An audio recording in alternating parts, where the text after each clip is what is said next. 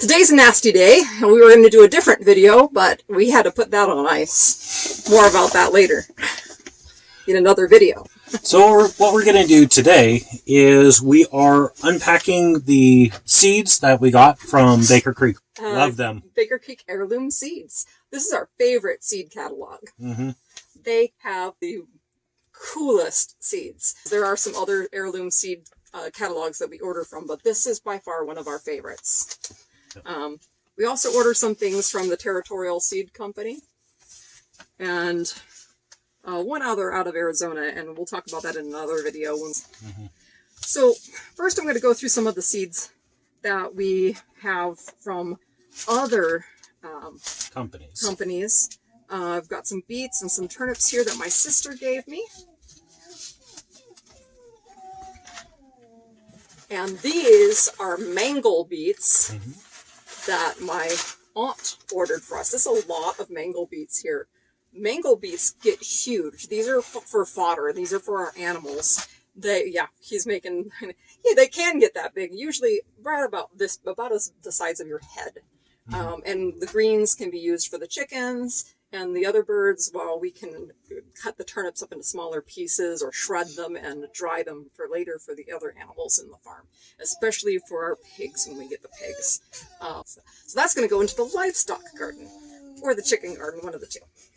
But what we got here is our big bag of Baker Creek heirloom seeds. And we got a lot. We have a lot of seeds in here. I think probably 75 to 80 seed packets. Probably 80, yeah. You know, if we went through every single one of these, there's no way that we would have a short video for you. Mm-mm. It would be at least a 100-minute video because I want to tell you every story about every seed in this package. And they're not just seeds.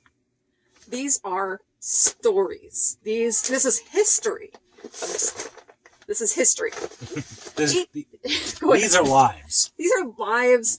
These are somewhere along the way, somebody took the time to preserve the history of this heirloom seed. Mm-hmm. They took the time, and then their children took that time, and their children's children took that time, and their children's children's children took that time. Somebody loved this plant so much that they preserved it throughout time to pass it down to the rest of us. And we are so lucky to have these plants. We are so lucky to have these plants because we are so lucky to have these plants. Let me tell you a story first, okay? Actually, Craig tells this story really well. Let Craig tell us this story. Okay. Is this the purple story? Yeah, the purple story. Maybe the kids can chime in about this a little bit too. I hated green vegetables. Did you hate green vegetables? No, he didn't hate green vegetables, but he hated green vegetables. Our middle child over here, Riley, did not like green vegetables to the point where he would completely refuse to eat them. We managed to get him to cut it up and put a bite of green vegetables in his mouth. And he would chew and chew and chew and chew. 5, 10, 15 minutes of sitting there chewing the same bite over and over. He just refused to swallow. We're trying to figure out why he hated green vegetables so much. After talking with him, we finally realized because of his history, green in his mind meant moldy, mildew.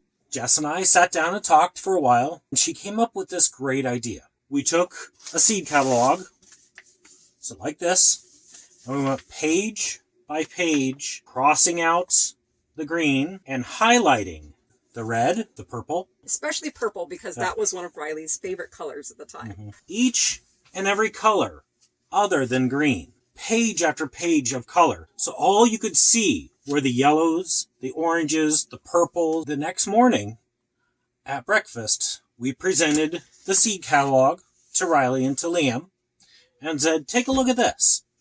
Tell us which ones look tasty. And he opened it up, and every vegetable he looked at was not green. He was looking at reds, he was looking at yellows, he was looking at purples, he was looking at pinks, he was looking at violets, and he started circling them and putting his little initial, R, next to the ones he wanted. And then his brother got into it. And his brother started leaning forward and going, ooh, look at that. Ooh, look at that. Ooh, look at that. And so Riley would circle and put a little L next to the ones that Liam was pointing out. Yep. And by the time they finished, well, good part of the day had gone by at this point. You guys spent like half a day picking out vegetables. And we took the catalog and we started picking up. We said, okay, we need green beans. So we'd flip to the section of green beans and look for the ones that weren't green. Purple beans. Purple beans. Not green beans. We ordered purple kale. Purple spinach. Purple spinach. Rainbow Swiss chard. Rainbow Swiss chard. That was interesting. Yep. Everything that was any color other than green. And that first summer, we had a rainbow garden. Oh, the garden was so colorful. So the kids helped us plant them. The kids helped us weed. And the kids helped us pick. They even helped us in the kitchen, cutting it up and getting it ready to cook. So when we finally presented it for dinner the first time, Riley saw nothing green. And this one here loves to cook now, right? That's one of your favorite things to do is cook dinners for the family. I think he's going to be a chef when he grows up if he's not an engineer. All of us tried it. And it was so flavorful and so tasty that he chewed it and swallowed it and took a second bite. I mean, this was a major thing. It was a huge step forward. He had actually eaten vegetables in less than 5 minutes. It wasn't long before he ate all the vegetables on his plate. Yep. And we asked him, what do you think? He was like, it's okay, Dad. Just like there was nothing different. It was just normal dinner. This is a kid I had to hide vegetables in his dishes. I had to puree squash into the macaroni and cheese. She somehow managed to hide spinach and brownies. I don't know how that works. Yep, we got the spinach and the brownies. I managed to hide kale in his chocolate smoothies. That was just wrong. You had no idea. He started eating it. And he was like, hey, this is really good. So the next night, we had some more different vegetables. We were eating out of our garden.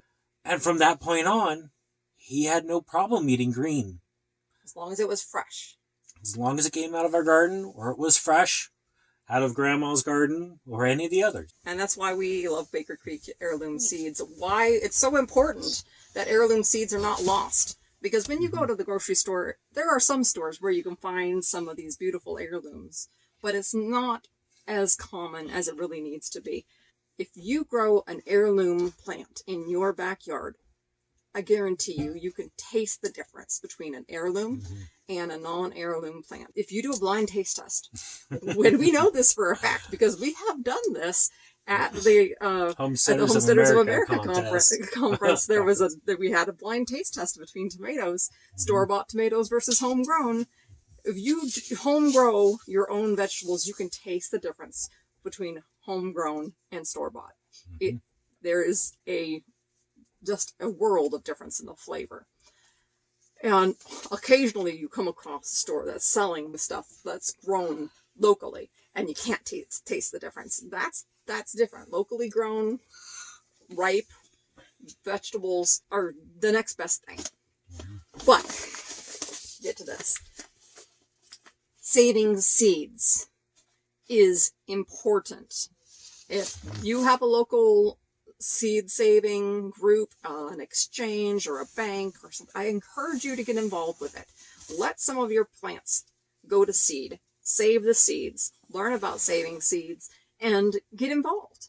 If you have an heirloom or a family member has an heirloom, ask them to give you some seeds so that you can save it too. Get involved in your local banks. I'm going to post some of the links down below, places where you can get heirloom seeds, places where you can get involved. And if there's not a seed bank in your area or a seed exchange in your area, look into getting together with some other folks who can do that. Maybe other people who would be interested in starting one with you. Yeah. When it comes to saving seeds, it actually enhances the seeds in your area. Because the plants that are producing the seeds have grown in your zone. You are selecting seeds from plants that are thriving in your area, in your specific garden. All right, so I'm going to pass these around. Or let's dump them out on the bed and roll around in them. Yay! Like we're rich. Yay! No, okay, no rolling around. Off. Okay. I mean, All right, so let's look at these guys. mine. Which ones are your favorites? I know you like sunflowers. Purple And beans. poppies. All right, so you pick out some that you like, and then let's tell me that you want to talk about them, and then you can share the story. Wait, we all have two. Mom has like. No, that's not mine. These are the ones that I'm looking at narrowing down. I can't decide! Did somebody take my King Tuts? Yeah, I just did. Okay. These are... Oh, you got the King Tut purple... Okay. I got this ancient... I'll start. And Wait, no. the two big plants. Okay, no, you've already made your selection, Can't Liam. make up their minds either. Loofah. I got the loofah. I put the loofah back. Wait, what's... loofah is like a sponge. Oh. It's a scrubby thing. Yeah. Well, my first one actually is a sort of natural sugar. It's called stevia. Hold it up. It's called stevia. Mm-hmm. It is hard to find. It's a natural sugar substitute. When leaves are dried, it's good for sweetening like tea or desserts. And it's about two times sweeter than sugar. Okay. We'd like Next. to put leaves of that in with our tea leaves when No. we brew tea, if you want sweet tea. Next, I have the King Tut purple peas. Hold that up so people can see it. Okay. And they actually, there is some claim that it actually comes from, they found it in the tomb of King Tut. Interesting, I was just learning about him in history. They are a good, like, winter plant. They're strong, and they have fat purple pods. Mom, or do you want to go, or do you want me to go? I'll let you guys go first, and then I will go last. Okay. Because I'm more verbose than you are. You can go. So, first one I have is Romanesco. Now, this one is an Italian heirloom seed. It has fascinating logarithmic Fibonacci spiraling. Apple green heads are superbly flavored and so amazing to the eye. It's spectacular. There's something exciting about that. What's that? There's a cauliflower that's Fibonacci spiraled now, Really? available in Baker Creek Heirloom Seeds. Okay. There's nothing cool. that's not. And it's new for this year. Mm-hmm. So, if you're interested in that, folks, you can look it up in their cauliflower section on their website. Yep. And that is a brand new plant that has just come out this year. It's a cauliflower instead of a broccoli, and it's white. And so, and Still it has still has the Fibonacci spiral on it. It is gorgeous. Nice. Our kids love this Romanesco in a cheese sauce, or yes. well, any other kind of sauce, really. But they love this. They call it the little trees. And we like to serve it around Christmas time. It looks like little Christmas trees. It's beautiful. And the second one is from the story, My Purple Beans. So these are what? He's making little houses of cards over here with the seeds. These are spectacular purple pods. Stay tender even when huge. Flavorful Germanic heirloom. But these were the purple beans that we ordered and had them grow in the garden previously, and I can't wait to plant them again. All right. Our little engineer, over here. it's time for you. Right. Show it to the screen. Hold it up. So I am doing a Desert King watermelon, and it is very popular in watermelon growing areas of Arkansas. Arkansas. Drought-resistant type yields yellow-fleshed fruit up to 20 pounds. Good storage type and very sweet. This is why we chose this one, is because it stores really well. It grows very large, and it is really sweet. Also, We love that it's yellow. It is a yellow flesh, and it's a very firm yellow flesh. Nope. You need to sit down. And my second one is a green globe artichoke. It produces artichokes in 1 year with careful handling. So my second one is a green globe artichoke. It produces artichokes in 1 year with careful handling. Easiest in areas of long, cool summers. It actually grows in, well, it grows well up here because we are above 2,000 feet. Now, it would grow a little bit more, it would be a little bit more, give it a second. That's the one that's flickering, unfortunately. That's the single. It would grow a little bit more difficult down in the valley where it's a lot hotter. Mom, your turn. Okay. I'm going to wait for it to stop flickering. Okay. So I have Art Kuhn's Ancient Watermelon. This was a variety that was found in a clay pot in an ancient cave in the southwest United States. Originally, this was, when they first grew this, it actually had kind of a handle on it, and they gradually developed this into a more oval-shaped watermelon. When it breaks open, it doesn't break open quite as evenly as modern watermelons do.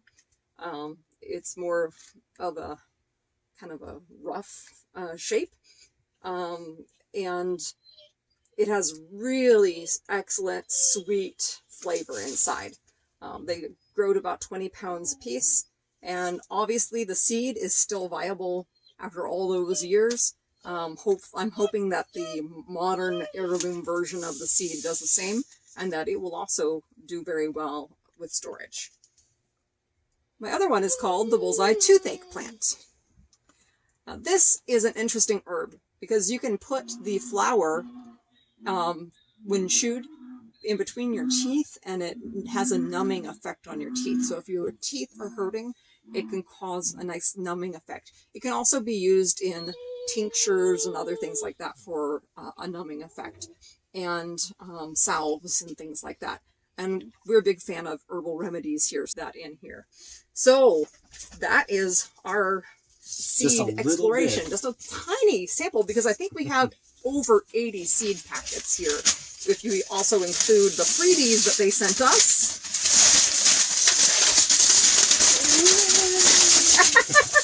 It's raining seeds! Hallelujah! Right. Can you grab the ones from over there? All right, Are you rolling in the seed pile?